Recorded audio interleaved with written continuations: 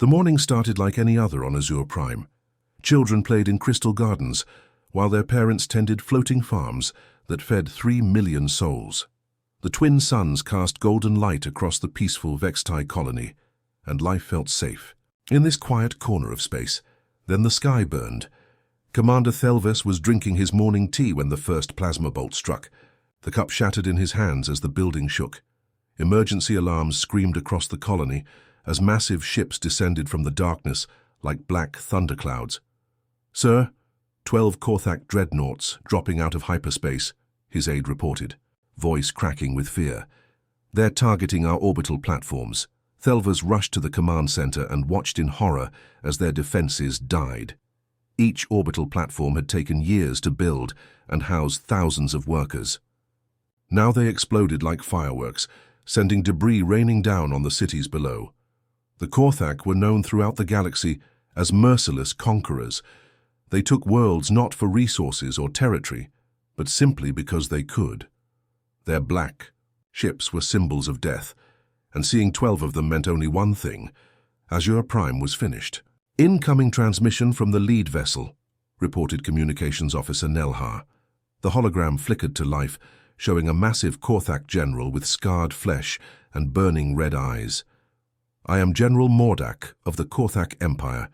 Your world now belongs to us. Surrender immediately or watch your people burn." Thelvis felt his heart racing.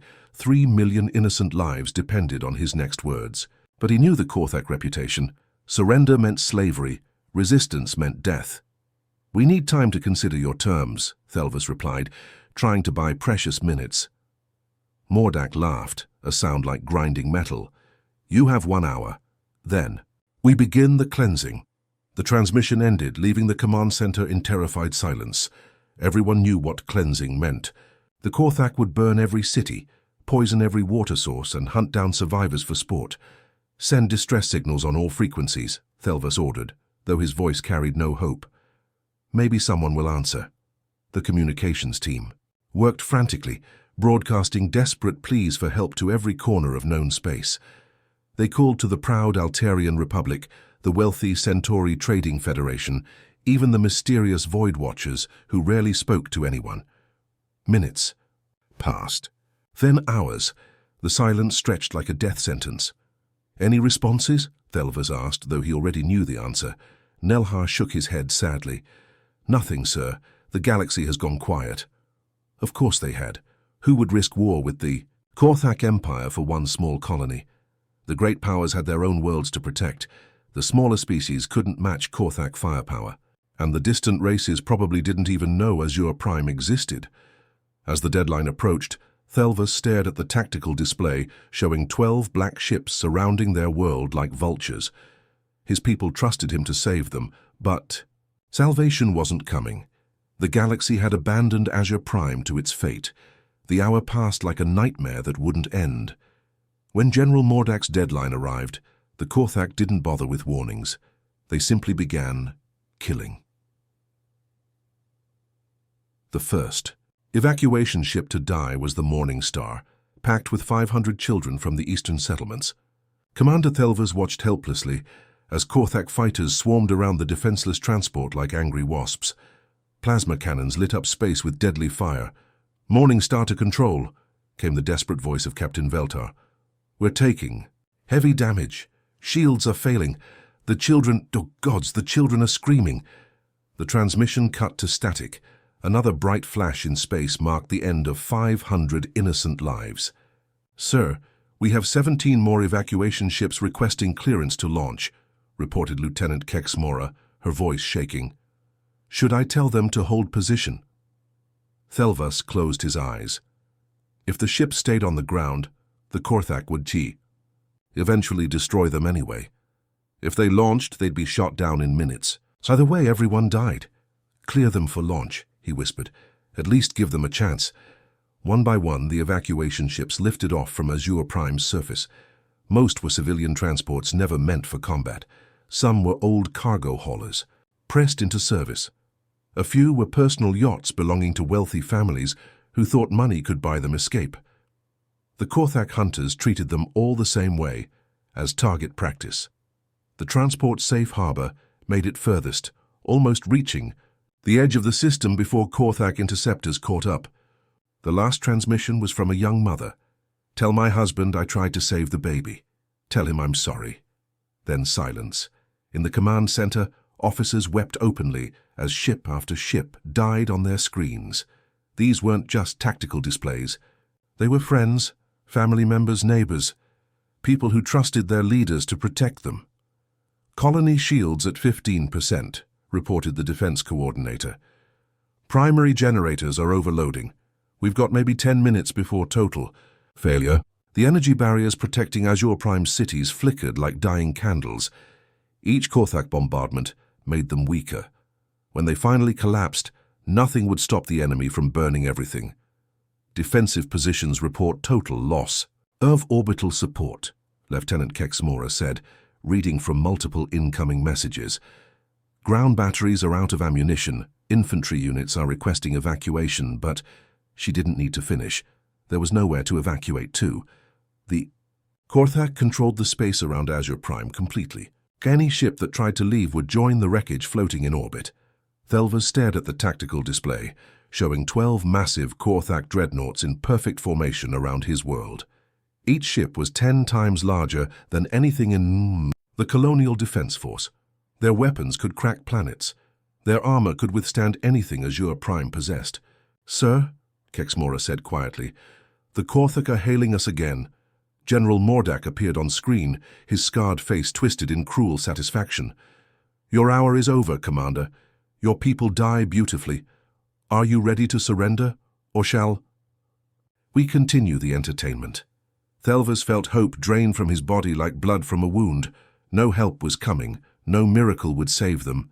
The galaxy had stayed silent while Azure Prime burned. "Prepare surrender protocols," he whispered, the words tasting like poison. Deep in the void between stars, the human battleship Dauntless drifted silently through space. Captain Li Hyun was reviewing supply reports when Communications Officer Baek-Su burst onto the bridge, his face pale with urgency. "Captain, you need to hear this," Su said, activating the main speakers. "We picked up fragments of a distress signal. It's really bad, sir." Static filled the bridge, broken by desperate voices speaking in the distinctive melodic tones. Of the Vextai language. Even through the interference, the terror was clear. "Please, anyone, Korthak fleet, children dying. No hope left." The transmission cut to silence. The bridge crew exchanged worried glances. Everyone knew what happened when the Korthak showed up somewhere. Captain Hyun frowned, something nagging at his memory. "So, can you clean up that signal? I want to hear it again." After a few minutes of work, the message became clearer. Hyun's eyes widened as recognition hit him like a physical blow. The frequency, the encryption pattern, even the accent. He knew exactly who was calling for help. "Sir, do you recognize the transmission?" asked Commander Park Jina, noting the change in her captain's expression. Hyun nodded slowly. 20 years ago, I was a young lieutenant on the exploration ship Pioneer. We got lost in uncharted space, completely cut off from human territory. Our navigation systems failed, and we were drifting blind with no way home." He walked to the main display, memories flooding back. "A Vextai patrol ship found us. Their captain, Thelvas, didn't have to help. Humans were nobody back then. Just another new species that most aliens ignored.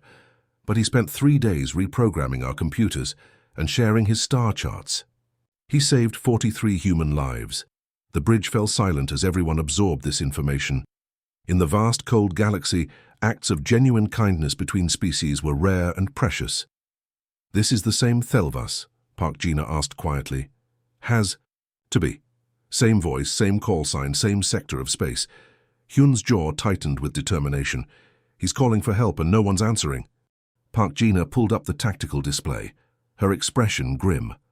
"Sir, Azure Prime is deep in Korthak space. We'd be jumping into the heart of enemy territory. One ship against, we don't even know how many." "The Korthak Empire controls that entire region," added Navigation Officer Kim Tae.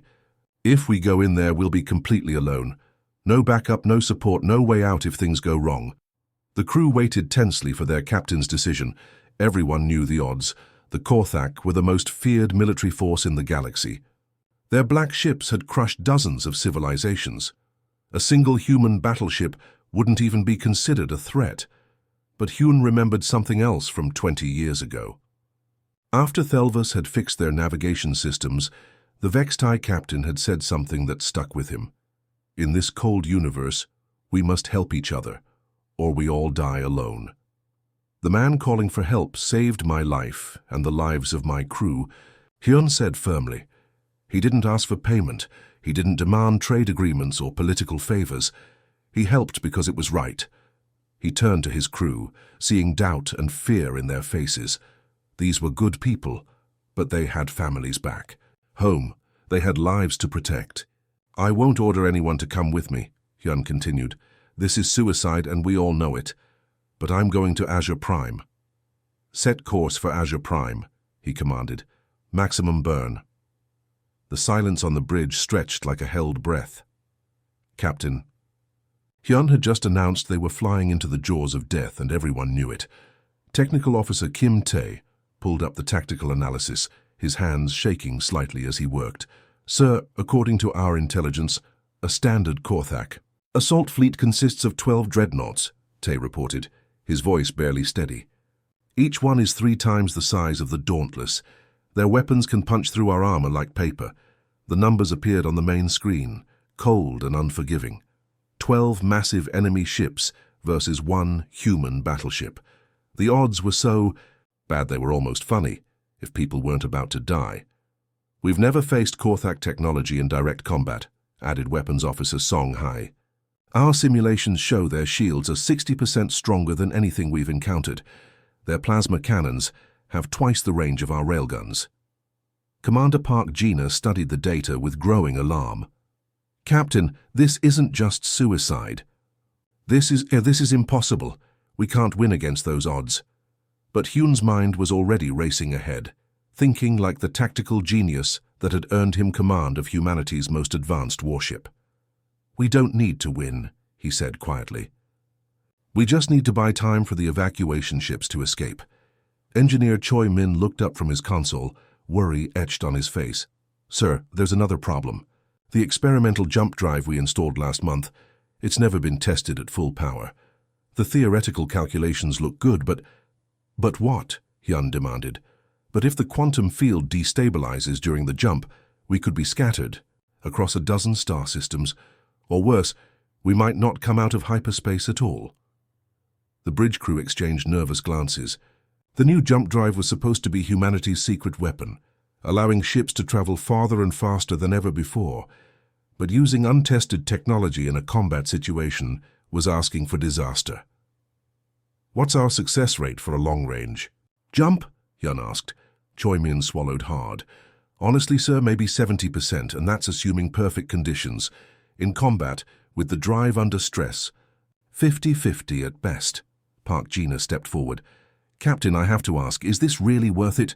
One alien colony against the entire crew of the Dauntless, against humanity's most advanced warship? For a moment, Hyun was quiet.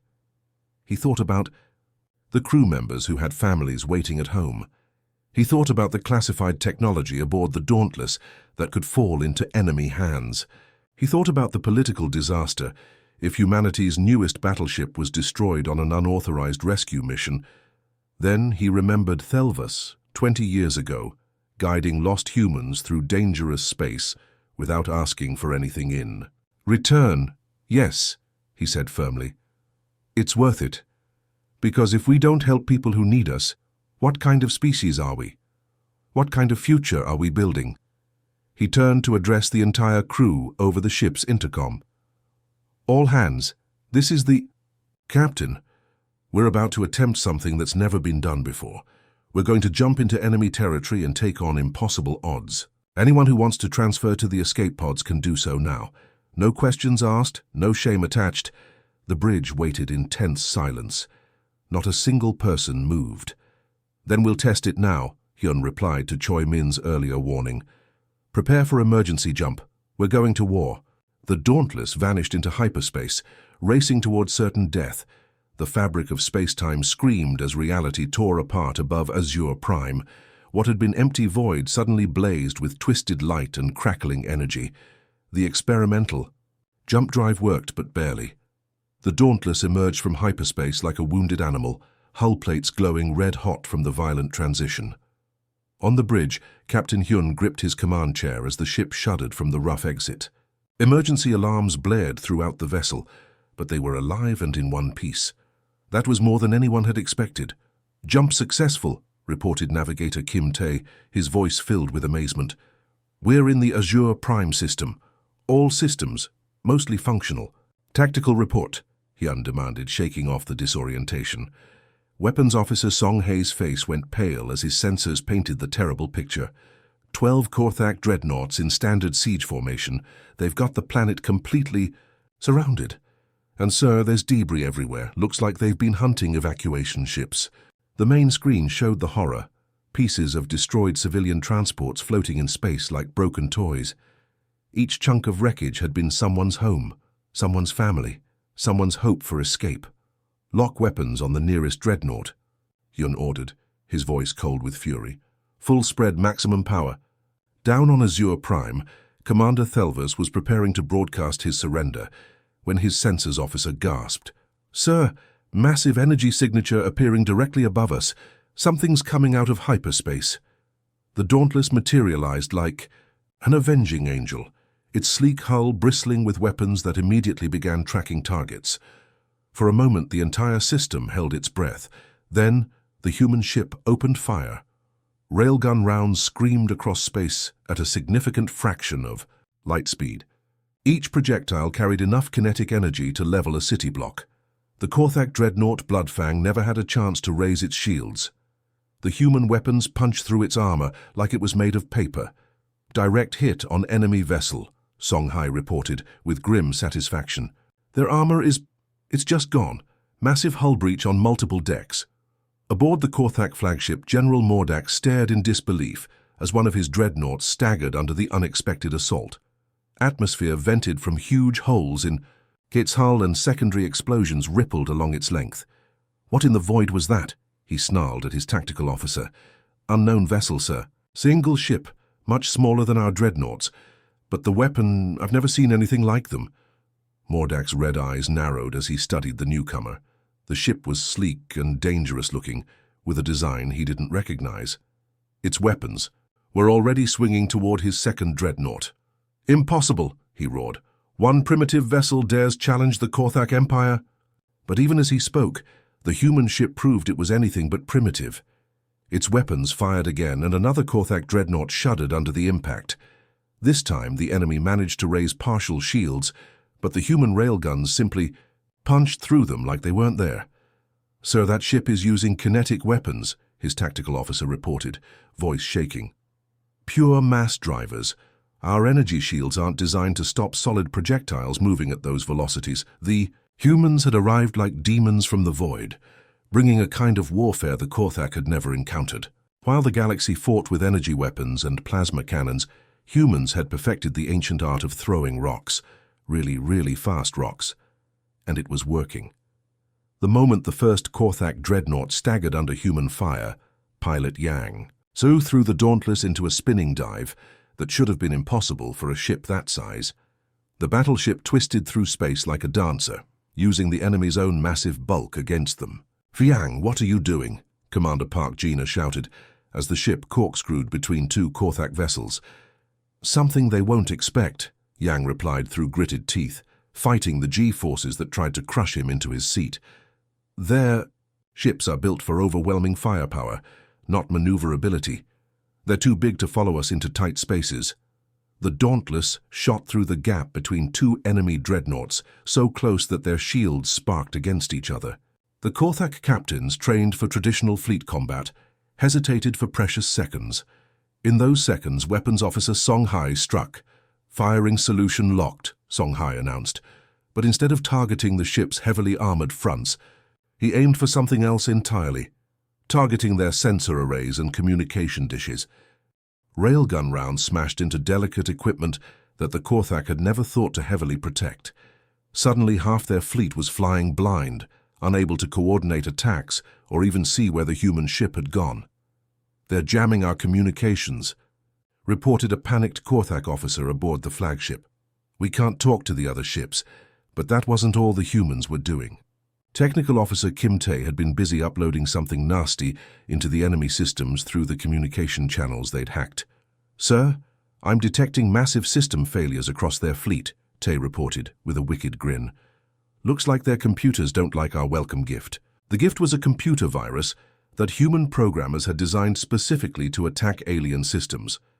It spread through the Korthak network like wildfire, causing weapons to misfire, shields to flicker, and navigation computers to display completely wrong information. General Mordek watched in growing fury as his perfect formation fell apart. Ships were firing at empty space because their targeting systems thought the human vessel was somewhere else entirely. Two of his dreadnoughts nearly collided when their navigation computers told them they were miles apart. "How are they doing?" "This?" he demanded. "Unknown, sir. They're using tactics we've never encountered. Our combat doctrine has no response protocols for this type of warfare. The Korthak had conquered dozens of species, but they'd all fought the same way. Big ships, heavy armor, overwhelming firepower in straight-line battles. The humans fought like chaos itself had taken physical form. Yang Su sent the Dauntless skimming along the hull of an enemy dreadnought, so close that maintenance crews could have reached out and touched the human ship. Song Hai used the opportunity to target the vessel's weapon mounts directly, destroying gun after gun with surgical precision. "This is impossible," transmitted Captain Vexrock from the dreadnought Ironclaw. "They're using our own size against us. We can't bring our main guns to bear without hitting our own ships." "Pull back to long range," Mordak ordered. "Reform the battle line." But the humans weren't about to let them reorganize. The Dauntless launched a spread of missiles that shouldn't have been dangerous to ships with heavy armor. Except these weren't explosive warheads. They were psychological warfare weapons. Each missile projected holographic images of destroyed Korthak ships, making it look like the human fleet was 10 times larger than it actually was. Suddenly, every enemy captain thought they were facing a massive battle group instead of one lone vessel. "Multiple contacts," screamed the sensor operator on the Bloodhammer. "Dozens of enemy ships decloaking all around us. They fight like madmen." Captain Zargoth transmitted in desperation, just before Song Hai's perfectly aimed railgun round punched through his bridge, ending the transmission in static. The Korthak fleet, designed to crush opponents through superior numbers and firepower, found themselves fighting an enemy that refused to follow any rules they understood. Down on Azure Prime, Commander Thelvis stared at his tactical display in complete shock. The impossible was happening above his world. One human ship was tearing apart the mighty Korthak fleet like it was made of tissue paper. "Sir, the human vessel just disabled another dreadnought," reported his sensor operator, voice filled with wonder. "That's 4 enemy ships either destroyed or crippled. How is this possible?" Thelvis remembered the young human lieutenant he'd helped 20 years ago.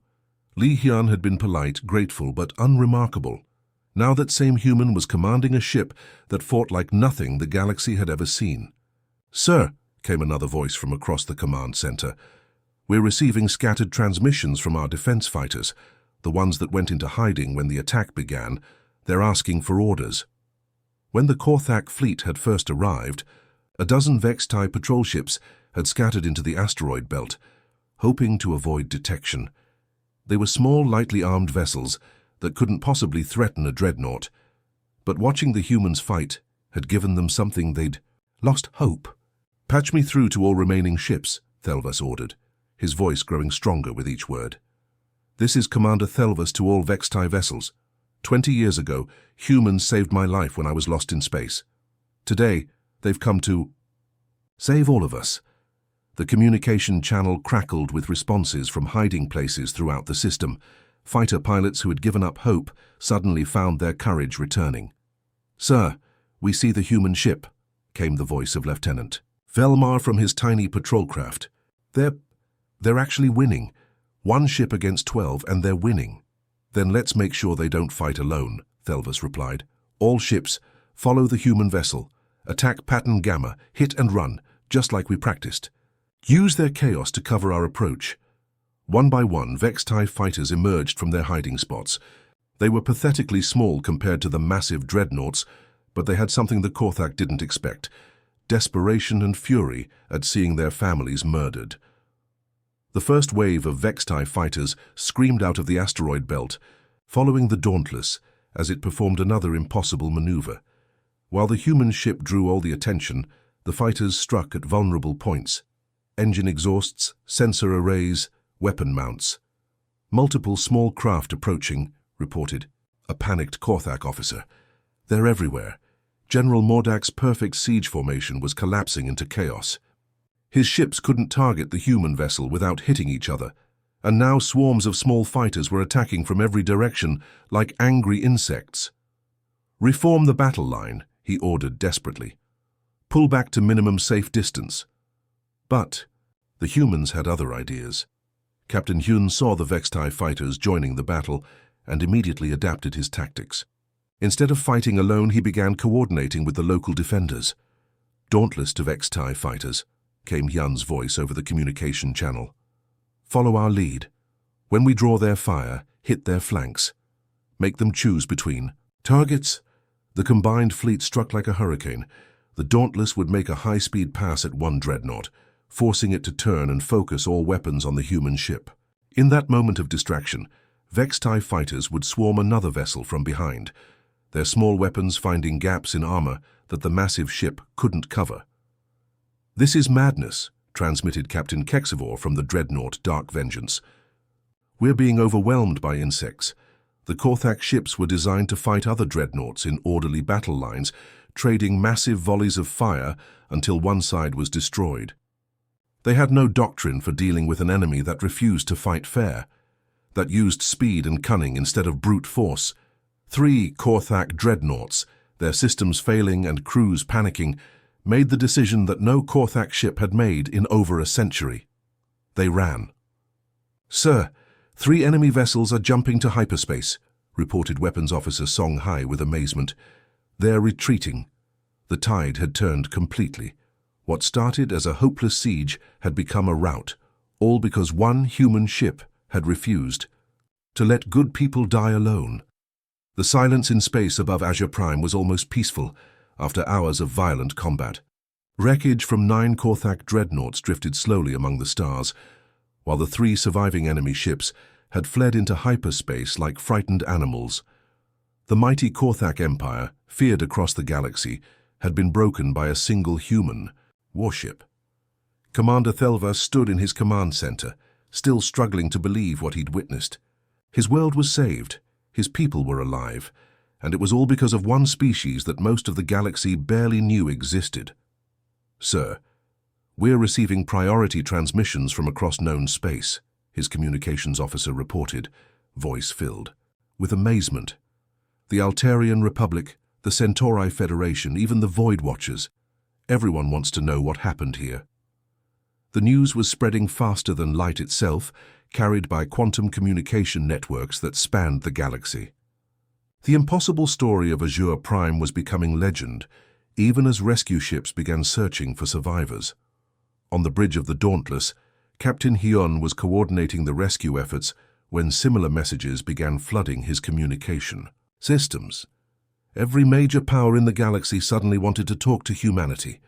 "Captain, we're being hailed by the Galactic Council itself," reported Communications Officer Baek Su, his eyes wide with disbelief. "They're requesting a full tactical report on the engagement."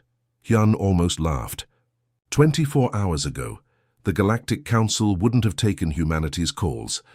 Now they were begging for information about human military capabilities. "Tell them we're busy," Hyun replied. "Rescue operations take priority over politics." Down. On Azure Prime, the real work was beginning. Medical teams worked frantically to treat the wounded, while engineering crews struggled to restore power to damaged cities. The Korthak bombardment had been devastating, but it could have been so much worse. "The human ship is coordinating the entire rescue effort," observed Dr. Nelkara, as she watched dauntless shuttles carrying supplies to the surface. "They have medical equipment we've never seen before, devices that can heal injuries we thought were impossible to treat." Word of the rescue operations spread along with the battle reports. Humanity hadn't just won an impossible military victory. They were now saving lives with the same dedication they'd shown in combat. 3 days later, Commander Thelvas found himself standing before the Galactic Council, the governing body that represented hundreds of species across known space. The great chamber buzzed with nervous energy as delegates whispered among themselves. "Honorable delegates," Thelvas began, his voice carrying clearly through the vast hall. 3 days ago, my world was dying. The Korthak Empire had come to claim Azure Prime, and we had accepted our fate. We sent distress signals to every corner of the galaxy begging for help. He paused, letting his words sink in. Every major power in this council received our plea. The Altarian Republic said they couldn't risk war with the Korthak. The Centauri Federation claimed their fleets were too far away. The Void Watchers simply didn't respond at all. Uncomfortable silence filled the chamber. Many delegates refused to meet his eyes.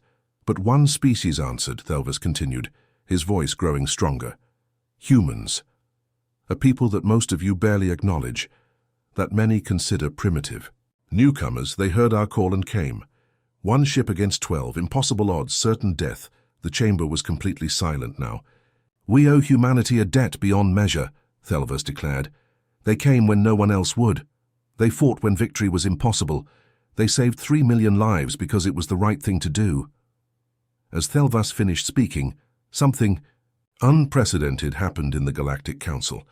Delegate after delegate stood in respectful acknowledgement. Species that had dismissed humans as primitives now watched the void with new respect, knowing that somewhere out there, human ships were ready to answer calls for help that no one else would take. The galaxy had learned a new truth. Humanity had arrived, and nothing would ever be the same. 2 weeks after the battle, the Dauntless prepared to leave Azure Prime's orbit. Captain Hyun had spent those days helping coordinate the massive reconstruction effort, but now duty called him back to human space. Commander Thelvas had tried everything to honor the humans properly. He'd offered medals, ceremonies, even a permanent monument to their courage. The Galactic Council had approved humanity's admission as a major power, with all the privileges that came with it. Hyun had politely refused everything. "Captain, please," Thelvas pleaded during their final communication. "Let us show our gratitude. The entire galaxy wants to celebrate what you've done here." "We didn't come here for glory," Hyun replied simply. "We came because people needed help. That's what anyone should do." As the Dauntless engaged its jump drive and vanished into hyperspace, Thelvas realized he'd witnessed something extraordinary. Not just the impossible military victory, but the character of the humans themselves. They'd saved an entire world and asked for nothing in return. But the story didn't end with their departure. If anything, it was just beginning. The news networks couldn't stop talking about the Battle of Azure Prime. Military analysts studied the combat footage frame by frame, trying to understand how human tactics had shattered the invincible Korthak fleet. Political commentators debated what this meant for the balance of power in the galaxy. More importantly, the story reached places where official news never went.